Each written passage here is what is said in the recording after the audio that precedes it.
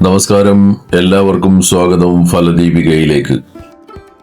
ഇന്നത്തെ ഈ ജ്യോതിഷ വീഡിയോ ധനുരാശിക്കാർക്ക് വേണ്ടിയുള്ളതാണ്.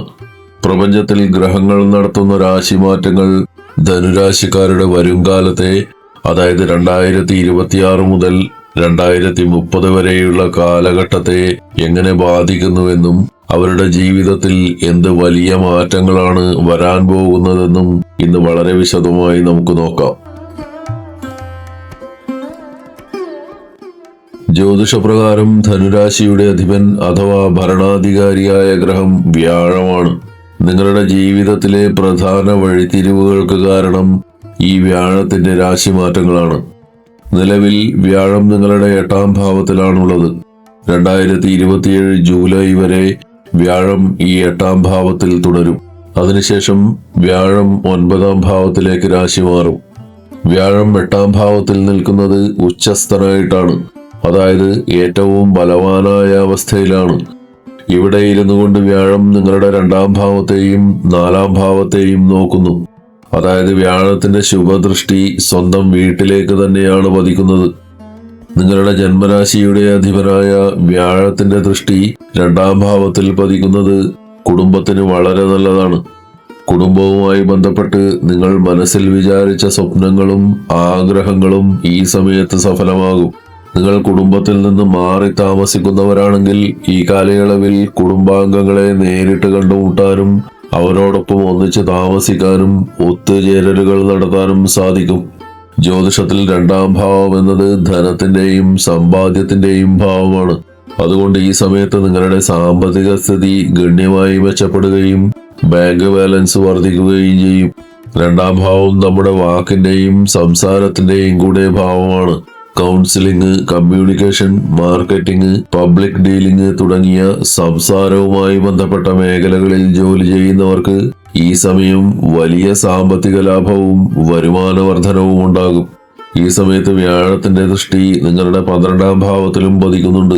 ഇതിന്റെ ഫലമായി നിങ്ങൾക്ക് ദീർഘദൂര യാത്രകളും വിദേശയാത്രകളും ചെയ്യാനുള്ള അവസരങ്ങൾ വന്നു ചേരും. 8ാം ഭാവം ഗുപ്തവിദ്യകളുടെയും 12ാം ഭാവം ആത്മീയതയെയും മോക്ഷത്തെയും സൂചിപ്പിക്കുന്നതിനാൽ ഈ യാത്രകൾ വെറും വിനോദയാത്രകളായിരിക്കില്ല, മറിച്ച് നിങ്ങളുടെ മനസ്സിന് സമാധാനം തരുന്ന ആത്മീയ യാത്രകളായിരിക്കാനാണ് കൂടുതൽ സാധ്യത.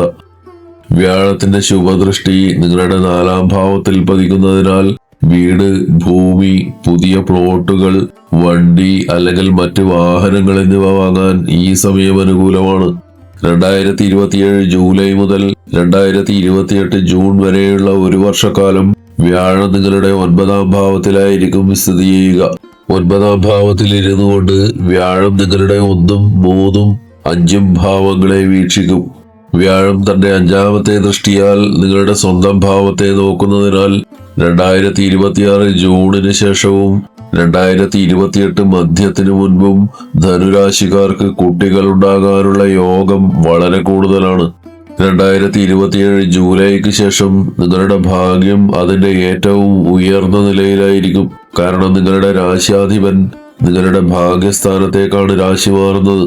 നിങ്ങളുടെ ഭാഗ്യം പരമാവധി അനുകൂലമായി നിൽക്കുന്ന സമയമായതിനാൽ നിങ്ങൾ ഈ കാലയളവിൽ തൊടുന്ന കാര്യങ്ങളിലെല്ലാം വലിയ ലാഭവും വിജയവും കൈവരിക്കാൻ സാധിക്കും. 2028 ജൂണിൽ വ്യാഴം നിങ്ങളുടെ 10ാം ഭാവത്തിലേക്ക് പ്രവേശിക്കും. 10ാം ഭാവം എന്നത് തൊഴിലിന്റെയും കരിയറിന്റെയും ഭാവമാണ്. ഈ സമയത്ത് തൊഴിലന്വേഷകർക്ക് പുതിയ ജോലി ലഭിക്കാനുള്ള സാധ്യത വളരെ കൂടുതലാണ്. 2028 ജൂൺ ജൂലൈ മധ്യം മുതൽ 2029 മധ്യത്തിനു മുൻപുള്ള കാലയളവിൽ നിങ്ങളുടെ ജോലിയിൽ വലിയ നേട്ടങ്ങളും ശമ്പള വർധനവും പുതിയ നല്ല അവസരങ്ങളും നിങ്ങളെ തേടിയെത്തും. ചുരുക്കത്തിൽ 2027 മുതൽ 2030 വരെയുള്ള കാലഘട്ടത്തിൽ വ്യാഴം നിങ്ങളുടെ ജീവിതത്തിലെ ഏറ്റവും പ്രധാനപ്പെട്ട 3 ഭാവങ്ങളിലൂടെയാണ് കടന്നു പോകുന്നത്. ഭാഗ്യസ്ഥാനത്തെ വ്യാഴം നിങ്ങൾക്ക് ഭാഗ്യവും ഈശ്വരാനുഗ്രഹവും തരുന്നു. തൊഴിൽ സ്ഥാനത്തെ വ്യാഴം നിങ്ങൾക്ക് ജോലിയിലും ബിസിനസ്സിലും വലിയ പുരോഗതി തരുന്നു. ലാഭസ്ഥാനത്തെ വ്യാഴം നിങ്ങൾക്ക് ചെയ്ത കാര്യങ്ങളുടെയെല്ലാം പൂർണ്ണമായ സാമ്പത്തിക ഫലം തരുന്നു. നിങ്ങളുടെ രാശാധിപൻ തന്നെ ഇത്രയും നല്ല ഭാവങ്ങളിൽ മാറി മാറി വരുന്നത് കൊണ്ട് വരാനിരിക്കുന്ന 4 വർഷങ്ങൾ നിങ്ങൾക്ക് ജീവിതത്തിൽ വലിയ വിജയങ്ങളും സന്തോഷവും സമ്മാനിക്കുമെന്നതിൽ യാതൊരു സംശയവുമില്ല.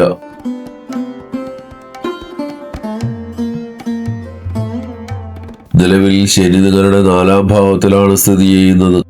ശനിയുടെ ഈയൊരു ഘട്ടം 2027 ജൂൺ 3 വരെ നിങ്ങളുടെ ജീവിതത്തിൽ തുടരും. 4ാം ഭാവത്തിലെ ശനി പ്രധാനമായും ബാധിക്കുന്നത് നിങ്ങളുടെ അമ്മയെയും നിങ്ങളുടെ മാനസികാവസ്ഥയെയുമാണ്. ശനി 4ാം ഭാവത്തിൽ നിൽക്കുന്നത് നിങ്ങളുടെ അമ്മയ്ക്ക് കാലുവേദന, സന്ധിവേദന അല്ലെങ്കിൽ പേശിപിടുത്തം എന്നിവയുണ്ടാകാൻ കാരണമായേക്കാം. കഴിഞ്ഞ 1.5 വർഷമായി നിങ്ങളുടെ അമ്മയുടെ ആരോഗ്യത്തെക്കുറിച്ചോർത്ത് നിങ്ങൾ വിഷമിക്കുന്നുണ്ടാകാം.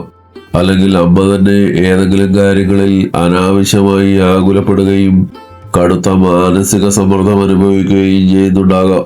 ഈ ദശ അവസാനിക്കുന്നതുവരെ, അതായത് 2027 ജൂൺ 3 വരെ വസ്തുവകകൾ, വീട്, പ്ലോട്ടുകൾ എന്നിവ വാങ്ങുന്നതിലും പുതിയ നിർമ്മാണ പ്രവർത്തനങ്ങൾ നടത്തുന്നതിലും യാതൊരു ധൃതിയും കാണിക്കരുത്. ശനി 4ാം ഭാവത്തിൽ ഇരുന്നുകൊണ്ട് നിങ്ങളുടെ 1ാം ഭാവം, 6ാം ഭാവം, 10ാം ഭാവം എന്നിവയിലേക്ക് ദൃഷ്ടി പതിപ്പിക്കുന്നുണ്ട്. ഇത് നിങ്ങളുടെ വ്യക്തി ജീവിതത്തെയും ജോലിയെയും ബാധിക്കും. ഭക്ഷണം കഴിക്കുന്ന സമയത്തോ ഉറങ്ങാൻ കിടക്കുന്ന സമയത്തോ മനസ്സിലേക്ക് അനാവശ്യമായ ചിന്തകളും കടുത്ത മാനസിക സമ്മർദ്ദവും കടന്നു വരാം. ഞാൻ ഒരുപാട് കഠിനാധ്വാനം ചെയ്യുന്നുണ്ട്, പക്ഷെ എനിക്ക് അർഹിച്ച ഫലമോ വിചാരിച്ചത്ര നേട്ടമോ ലഭിക്കുന്നില്ല എന്നൊരു തോന്നൽ ഈ സമയത്തുണ്ടായേക്കാം. ഇതിന്റെ ഫലമായി ജോലി ഉപേക്ഷിക്കാനോ ട്രാൻസ്ഫർ വാങ്ങാനോ ഉള്ള ചിന്തകൾ മനസ്സിൽ ശക്തമായേക്കാം. 2027 ജൂൺ 3 ശനി 4ാം ഭാവത്തിൽ നിന്ന് മാറി നിങ്ങളുടെ 5ാം ഭാവത്തിലേക്ക് പ്രവേശിക്കും. 2027, 28, 29 വർഷം മുഴുവൻ ശനി ഈ 5ാം ഭാവത്തിൽ 2.5 വർഷത്തോളം സ്ഥിതി ചെയ്യും. 5ാം ഭാവത്തിൽ ശനി നീചനായിട്ടാണ് അഥവാ ബലം കുറഞ്ഞ അവസ്ഥയിലാണ് വരുന്നതെങ്കിലും 4ാം ഭാവത്തിൽ നിന്നുണ്ടാക്കിയ പല ബുദ്ധിമുട്ടുകൾക്കും ഇവിടെ പരിഹാരമാകും. നിങ്ങളുടെ അമ്മയ്ക്കുണ്ടായിരുന്ന സന്ധിവേദനകളും മാനസിക സമ്മർദ്ദങ്ങളും അവസാനിക്കും. 1ാം ഭാവത്തിലുണ്ടായിരുന്ന ശനി ദൃഷ്ടി മാറുന്നതോടെ നിങ്ങളുടെ മനസ്സിലുണ്ടായിരുന്ന കടുത്ത അസ്വസ്ഥതകളും അനാവശ്യ ഭയങ്ങളും മാറും.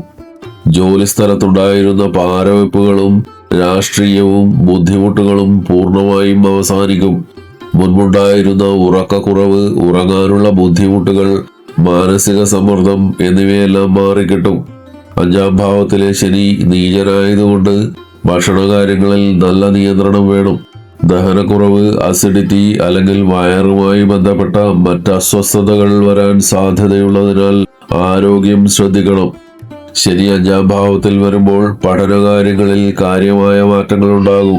തുടക്കത്തിൽ ചില തടസ്സങ്ങൾ നേരിടേണ്ടി വന്നേക്കാമെങ്കിലും പഠനത്തിൽ നിങ്ങൾ വലിയ ലക്ഷ്യങ്ങൾ വയ്ക്കുകയും മികച്ച വിജയം നേടുകയും ചെയ്യും. വിദ്യാർത്ഥികൾക്ക് ഒരുപാട് പുതിയ ആഗ്രഹങ്ങൾ ഉണ്ടാവുകയും അവർ പുതിയ കോച്ചിങ്ങുകളിൽ ചേരുകയും ചെയ്യും. എഫേർട്ടുകളും കഠിനാധ്വാനവും ഓട്ടപ്പാച്ചിലുകളും കൂടുതലായി ആവശ്യമായി വരുന്ന സമയമാണിത്. കാര്യങ്ങളിൽ അല്പം താമസം നേരിട്ടാലും കർമ്മം ചെയ്താൽ ഫലം ഉറപ്പായും ലഭിക്കും.